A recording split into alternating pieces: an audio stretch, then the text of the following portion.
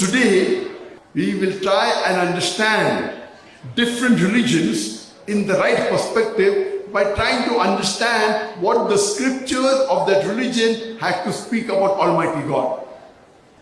First, we'll discuss and try to understand Hinduism in the right perspective by trying to understand the concept of God in Hinduism. If you ask a common Hindu, how many gods does he believe in? Some will say 3, some will say 33, some will say 100 gods, some will say 1,000, some will say 33 crores, 330 million gods. But if you ask a learned Hindu who is well versed with the scripture, he will tell you that Hindus should believe and worship only one God. But the common Hindu, he believes in a philosophy known as pantheism. The common Hindu says everything is God. The tree is God, the sun is God, the moon is God, the monkey is God, the snake is God, the human being is God. What we Muslims say, everything is God's. G-O-D with an apostrophe S. We Muslims say everything belongs to God. The tree belongs to God, the sun belongs to God, the moon belongs to God, the snake belongs to God, the monkey belongs to God, the human being belongs to God. So the major difference between the Muslims and the Hindus is, the common Hindu says everything is God. We Muslims say everything is God's. G-O-D with an apostrophe S. So the major difference is only the apostrophe S. If we can solve this difference of apostrophe S, the Hindus and the Muslims will be united. How do we do it? Allah says in Surah Imran chapter 3 verse 64, Ta'alaw ila kalimatin sawa'in bainana bainakum. Come to common terms as with us and you. Which is the first term? Allah na'budu illallah. That we worship none but one Allah. When we read the Hindu scriptures, we know the Hindu scriptures are divided into two broad categories. The Shruti and the Smriti. Shruti means those scriptures of Hinduism which they believe is from Almighty God. And Smriti are those which they believe are written by human beings. So the highest amongst all the Hindu scriptures in the Shruti are the Vedas. Then you have the Upanishads. In the Smriti, those scriptures which are written by human beings, you have many. You have the Puranas, you have the Itihas, the Ramayana, the Mahabharata, and the most commonly read Hindu scripture is the Bhagavad Gita. It's mentioned in the Bhagavad Gita, chapter number 7, verse number 20. All those whose intelligence has been stolen by material desires, they worship demigods. Here Bhagavad Gita is saying in chapter number 7 verse number 20, the materialistic people, they worship demigods, they worship false gods, they do idol worship. When we read the Upanishads, it's mentioned in the Chandogya Upanishad, chapter number 6, section number 2, verse number 1, Ekam Evidityam.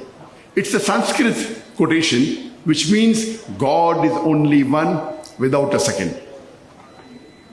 It's mentioned in Svetasvatara Upanishad, chapter number 6, verse number 9. Nakasya kasij janitana chadipa. Of that God, he has no parents. He has got no lords. Almighty God has got no mother. He has got no father. He has got no superior.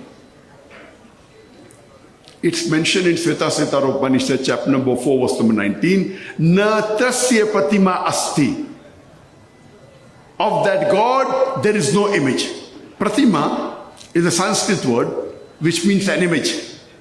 It means a photograph. It means a painting. It means a picture. It means a portrait. It means a sculpture. It means a statue. It means an idol. So, Svetasvatara Upanishad, chapter number 4, verse number 19 says, Na tasya pratimasti. Of that God, there is no image. There is no photograph. There is no picture. There is no painting. There is no portrait. There is no sculpture. There is no idol. There is no statue. The similar message is further repeated in the Vedas. If you read the Rig Veda, chapter number 32, verse number 3, it says, Na tasya pratima asti. Of that God there is no pratima, there is no image, there is no photograph, there is no picture, there is no painting, there is no portrait, there is no statue, there is no sculpture, there is no idol. It's further mentioned in Yajurveda, chapter number 40, verse number 8, Almighty God is imageless and pure. It's mentioned in Yajurved, chapter number 40, verse number 9, Andhatma pravishanti ya asammuti mupaste. They, Andhatma means darkness, pravishanti means entering. They are entering darkness, those who worship the asammuti. The asammuti are natural things like fire, water, air. And the verse continues. They are entering more in darkness, those who worship the sambhuti, the created things like table, chair, idols, etc. Who says that? Almighty God in the Hindu scripture in Yajurved, chapter number 40, verse number 9. It's further mentioned in Atharva Veda, book number 20. Hymn number 58, verse number 3. Dev Maha Osi, verily great is Almighty God. And amongst the Veda, the most sacred are the Rigvedas. It's mentioned in Rigved, book number 2, hymn number 1. There are no less than 33 different attributes given to Almighty God. In Rigved, book number 2, hymn number 1. One amongst them is Brahma. Brahma is the creator God. If you translate creator into Arabic, it is Khalik. So we Muslims have got no objection if someone calls Almighty God as creator or Khalik or Brahma. But if someone says Brahma is Almighty God who has got 4 heads and on each head is a crown, we Muslims take strong objection to it. Because you're giving an image to Almighty God and going against Svetasvatara Upanishad, chapter number 4, verse number 19, which says, Natasya Patima Asti, of that God, there is no image. The other attribute given in Rigved, book number 2, hymn number 1, is Vishnu.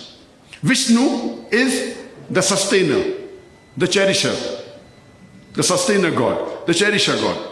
If you translate cherisher or sustainer into Arabic, it is Rabb. We Muslims have got no objection if someone says Almighty God is Rabb or sustainer or cherisher or Vishnu. But if someone says Vishnu is Almighty God who has got 4 hands and is traveling on the sea on the bed of snakes, or traveling on a bird named as Garuda and has 4 hands, one of his right hand has the chakra and the left hand has the conch, we Muslims take strong objection to it. Because you're giving an image to Almighty God and going against Yajurved, chapter number 32, verse number 3, which says, Natasya Pratimasti, of that God there is no image. Further, if you read, it's mentioned in Rigved, book number 8, hymn number 1, verse number 1, Ma Chidanyadi Sansad. Do not worship anyone but one God. Praise Him alone. It's mentioned in Rigved, book number 6, hymn number 45, verse number 16, Ya Ek It Mushtihi. Praise Him alone and no one else. And the Brahma Sutra, the fundamental creed of Hinduism is Ekam Braham Dyutya Naste. Nehna Naste Kinchan. Bhagwan ek hi hai, dusra nahi hai. Nahi hai, nahi hai, zara bhi nahi hai. There's only one God, not a second one. Not at all, not at all, not in the least bit. So if you read the Hindu scriptures, you'll understand the concept of God in Hinduism and understand Hinduism in the correct perspective, in the right perspective.